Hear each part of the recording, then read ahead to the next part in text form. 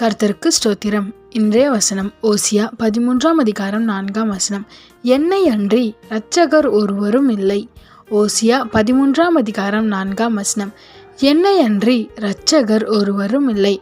இந்த வசனம் ரொம்ப அழகாக சொல்லுது. யாரை பற்றி இந்த வசனம் சொல்லுது அப்படின்னா ஏசப்பா. ஆமேன். ஏசப்பாவை பற்றி இந்த வசனம் சொல்லுது. அவரை தவிர இரட்சகர்னு யாருமே இல்லையா. இரட்சகர் அப்படின்னா பாவத்துலேருந்து நம்மளை விடுதலையாக்கி நித்தியமான வாழ்க்கையில் சேர்க்கிறவர் தான் இரட்சகர். அவர் தான் ஏசப்பா. ஆமேன். பாவத்துலேருந்து உங்களுக்கு விடுதலை வேணுமா? சாபத்துலேருந்து விடுதலை, நோயிலேருந்து விடுதலை, எல்லாத்துலேருந்து விடுதலை அவரால் தர முடியும். விசுவாசிக்கிறீங்களா?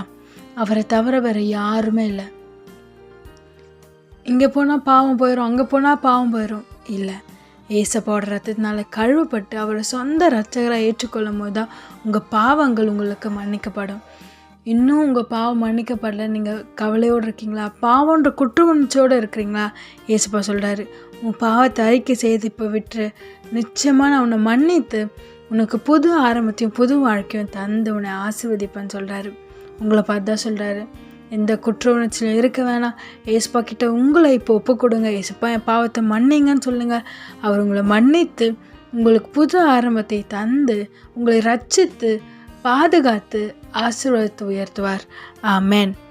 அதுவும் பாவத்திலேருந்து மட்டும் இல்லை, எல்லா விதமான பலவீனத்துலேருந்து உங்களை ரட்சிப்பார். உங்கள் கஷ்டமான சூழ்நிலேருந்து ரட்சிப்பார். சாபம்ன்ற ஒரு காரியத்துலேருந்து உங்களை ரட்சிப்பார். எல்லா விதத்துலேருந்து உங்களை ரட்சித்து விடுதலையாக்கி ஆசீர்வாதமான வாழ்க்கையை தருறது தான் அவருக்கு பிரியும்.